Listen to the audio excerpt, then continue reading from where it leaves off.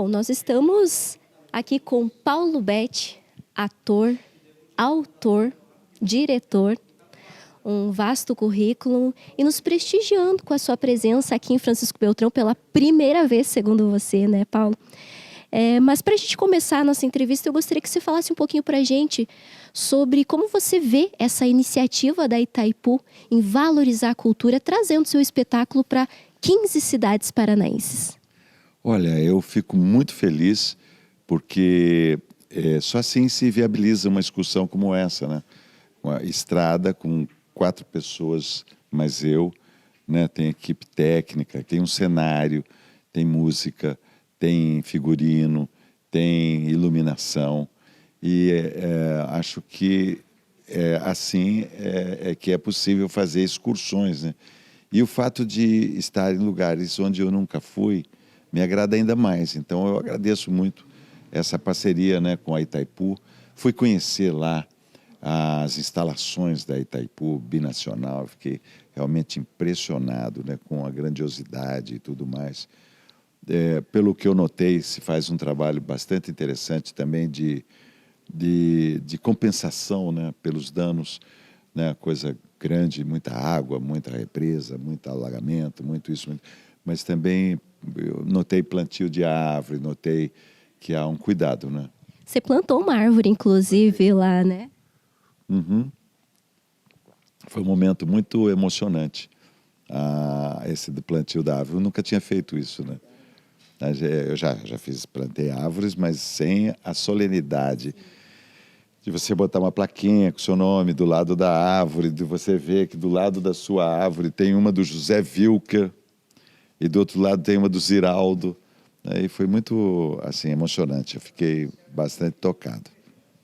Autobiografia. Esse é o espetáculo que você está trazendo para essas 15 cidades paranaenses. O que esperar desse espetáculo e como foi para você essa decisão de escrever a sua autobiografia? Olha que interessante sua pergunta. Assim, a peça que é vista aqui é resultado da minha vida toda e de anotações que eu fiz a vida toda sem nunca ter a pretensão de me julgar um escritor. Nunca. Eu sempre, quando eu fiz essa peça, que eu falei, gente, eu escrevi, fui eu que escrevi. Eu até estava fazendo a peça, uma outra peça que não era minha. Mas daí eu notei que tinha um momento que essa outra peça não me representava. Era um momento que eu falava assim, minha mãe tinha uma empregada doméstica que falava assim, não, eu pensei, minha mãe não tinha empregada doméstica nenhuma. Minha mãe era uma empregada doméstica. Isso fez com que eu mudasse de peça e decidisse eu mesmo escrever uma peça onde eu dissesse isso, que minha mãe era uma empregada doméstica. Mas até então eu não tinha noção que eu era autor. Mas daí na hora que eu falei assim, eu mesmo vou fazer minha peça, eu fui ver, eu tinha uns cadernões, aí eu fui ver tudo que eu tinha escrito, e quanto eu tinha escrito, e que escrever e tomar notas tinha sido parte muito forte da minha vida. Aí também eu lembrei que eu tinha escrito durante 25 anos uma coluna semanal para um jornal que tinha 30 mil exemplares. Toda semana eu escrevia a coluna. Então, aí tem uma outra decisão, que é a questão da autobiografia, né? De você falar de você mesmo. Essa que é a questão da sua pergunta, que eu acho muito interessante. De você falar de si mesmo e de você romper um pouco aquela autocrítica, de falar assim, nossa, eu estou sendo, vamos dizer, muito egocentrado, né? Escrever sobre mim mesmo. Mas geralmente tudo que se escreve praticamente é autobiografia, mas digamos, eu não sou criativo, não sei criar histórias, mas eu sei contar histórias, porque eu sou ator, e eu tinha anotado tudo. Parece que a minha família queria que eu contasse a história dela, e que fosse eu, porque eles vinham falar para mim, porque eu era o garoto que tinha estudado, que sabia escrever, sabia ler, tinha sido mais preparado por eles, né? Aí eu comecei a perceber que tinha algumas especificidades na minha história que faziam com que ela fosse interessante, mais geral. Se bem que eu acho que todas as pessoas têm uma história que merece ser transformada num livro e ser contada porque vale a pena. Daí eu fui ver que tinha nascido numa senzala, aquela casa que está sendo projetada lá. Aquilo ali é uma senzala. Eu nasci ali, naquela porta ali.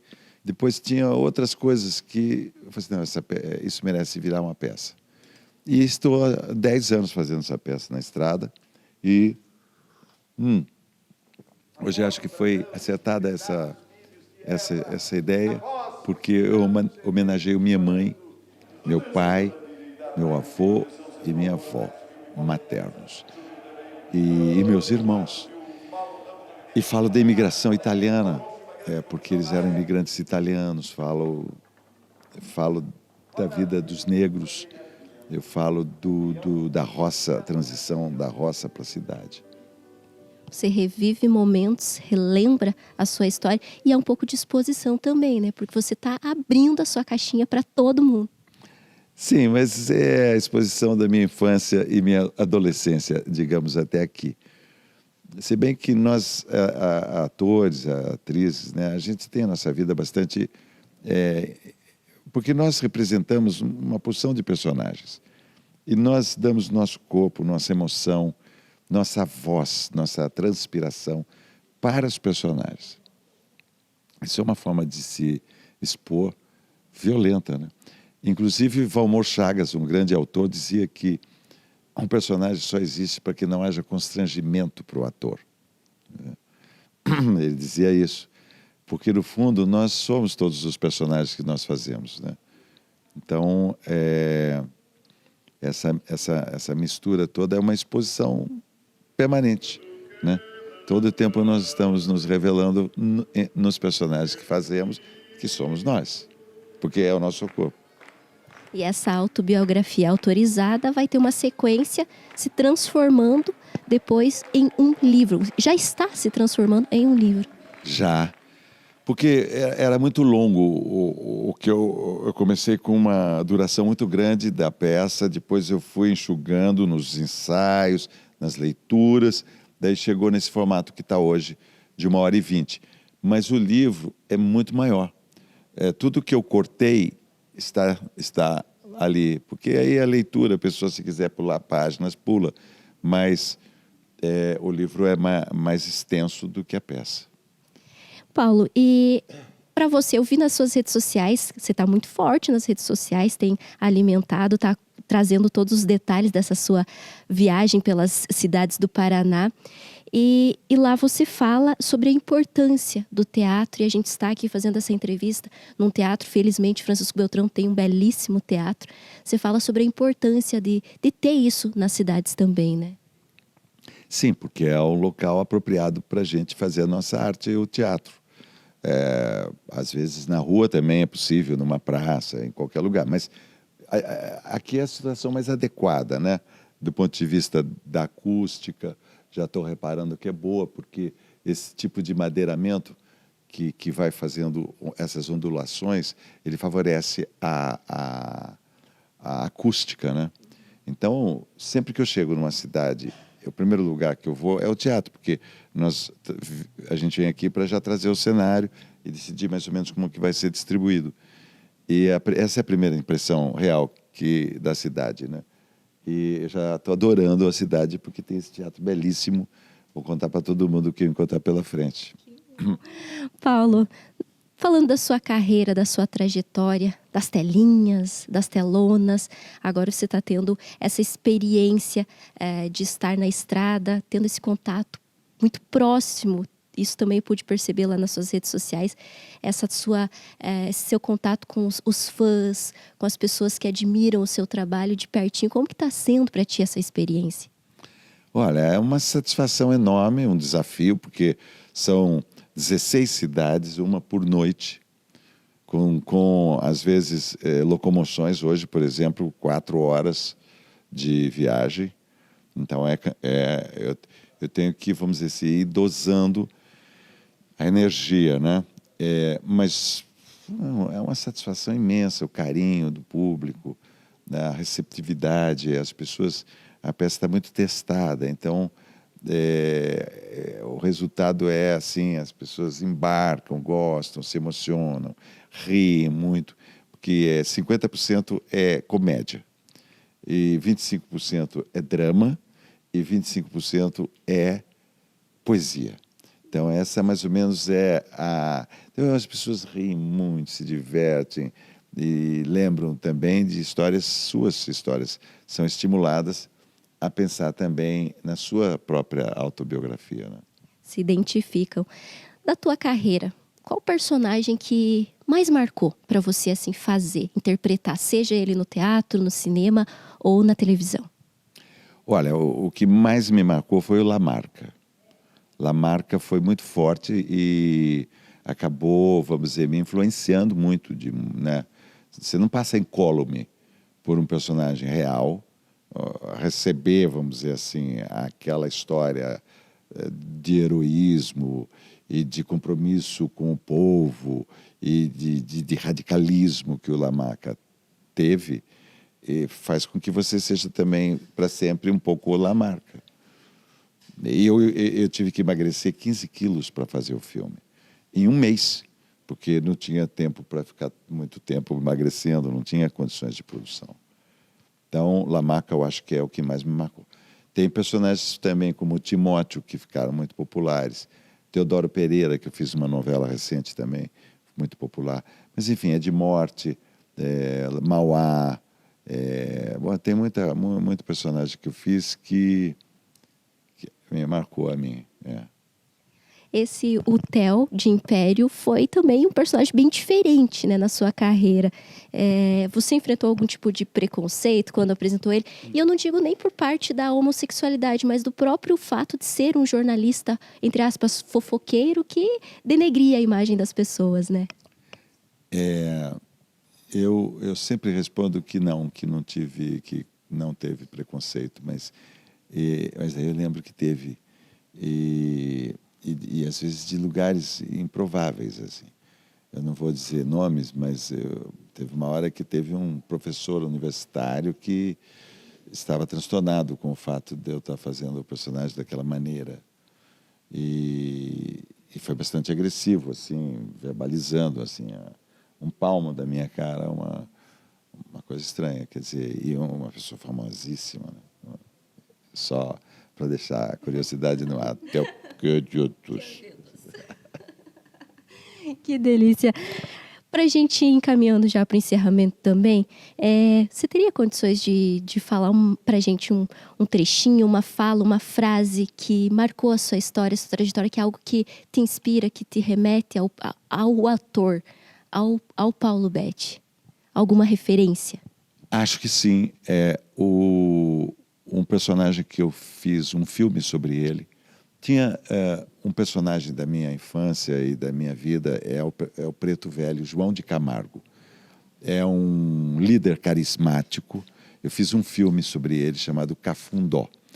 E quando era menino, eu frequentava a igreja.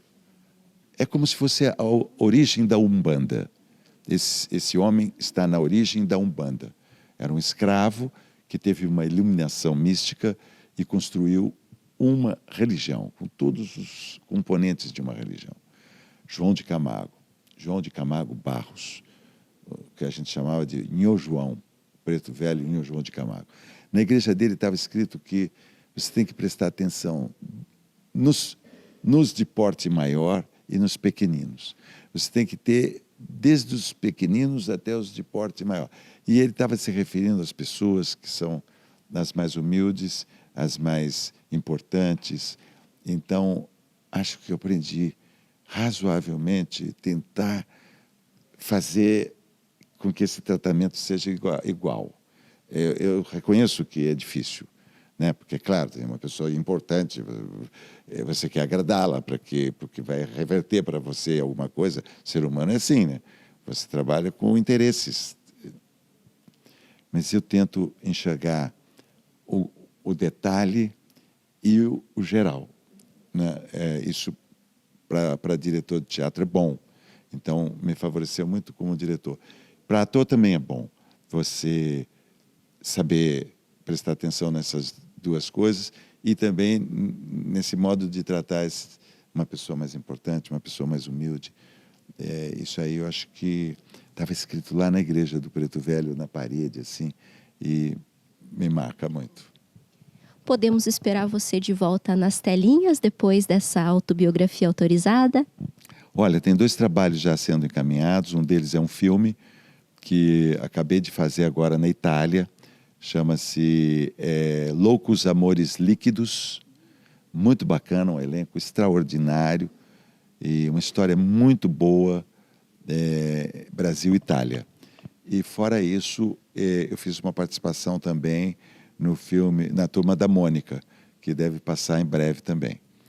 Novela ainda não tenho nenhuma. Muito obrigada, Paulo Betti, conversando conosco. Um pouquinho, daria para a gente passar o resto da tarde aqui conversando, porque tem muita história, tem muita coisa para contar. Afinal de contas, são anos de televisão, de cinema, de teatro. E o pessoal que ficou com vontade tem que vir para o teatro para acompanhar a sua peça, né? E também seguir no Instagram. Vamos deixar o arroba aqui para o pessoal. Sim, meu arroba é né, Paulo Betti, com 2 T's e I no final, Betti. Então, vocês botando isso aí, vai aparecer logo, por favor, me sigam. Ali eu vou dizendo as cidades em que a peça vai passar, e ali eu digo também sobre o livro, depois, quando for lançado, avisar vocês, e outras coisas que eu gosto de alimentar ali, a viagem. Eu faço sempre uma reportagem sobre a cidade. Amanhã vou estar nas ruas aí de Beltrão para conhecer o mercado municipal, as ruas principais. Eu adoro. Muito obrigada, todo sucesso do mundo para você. Muito obrigado.